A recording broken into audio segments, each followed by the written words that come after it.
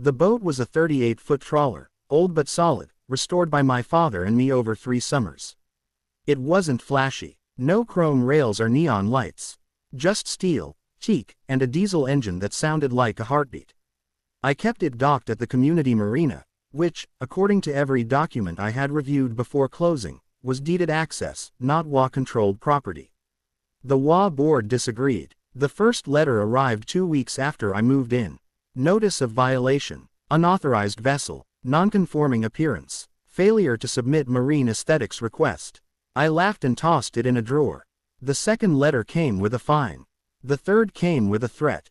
By the fourth letter, they stopped pretending it was about rules. It was about power. The HOA that thought the marina was theirs. The Seabrook Cove HOA governed a cluster of pastel houses and manicured lawns surrounding a private inlet. The marina sat at the mouth of the cove, older than the HOA itself. It had been built by the original landowner decades before the development existed. When the HOA formed later, they assumed control. No one ever challenged it. Until me. I wasn't loud about it. I simply asked questions. Can you show me the document that gives the HOA authority over the marina? That question alone turned me into a problem. At meetings, board members would stop mid-sentence when I entered. The president, a man named Carl with a permanent smirk and mirrored sunglasses indoors, referred to me as the boat guy. "You're bringing down property values," he said once, tapping the table like he was a judge. "People don't want to look at that thing."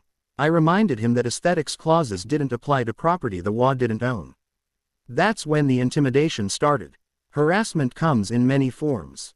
First, it was random inspections. Security guards photographing my boat at night. Anonymous complaints about oil leaks that didn't exist. One morning I found the dock gate padlocked, with an HOA sticker slapped on it. I cut the lock. 2 days later, my slip access card stopped working. Then came the emails. "Move the boat or consequences will follow." I replied politely, citing deed records and state maritime law. I CC'd the HOA's attorney. That made things worse. Carl cornered me in the parking lot one evening. "You don't know who you're messing with," he said quietly.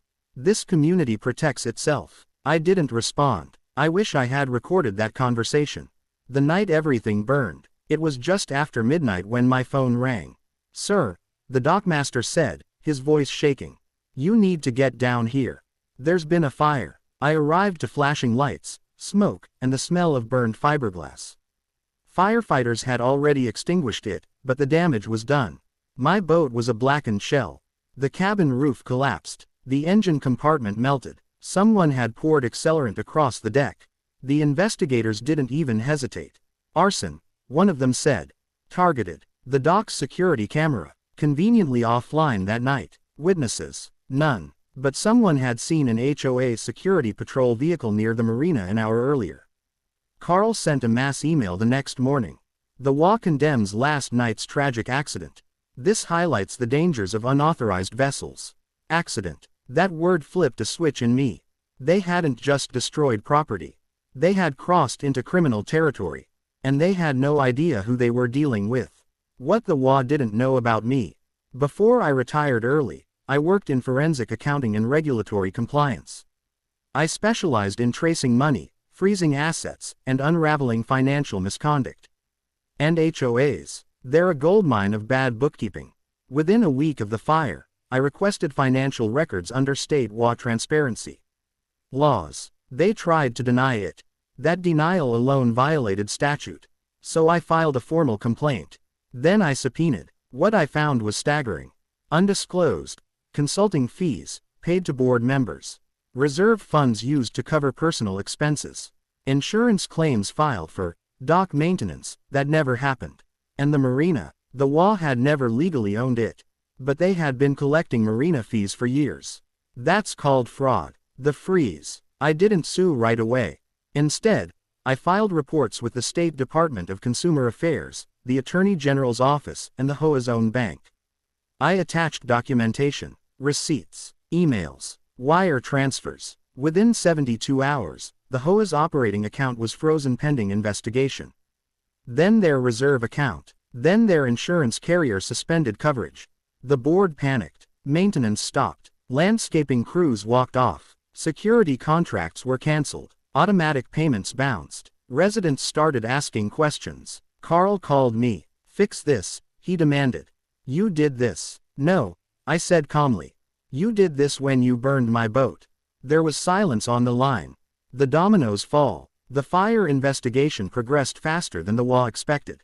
Accelerant traces matched a container found in an HOA maintenance shed.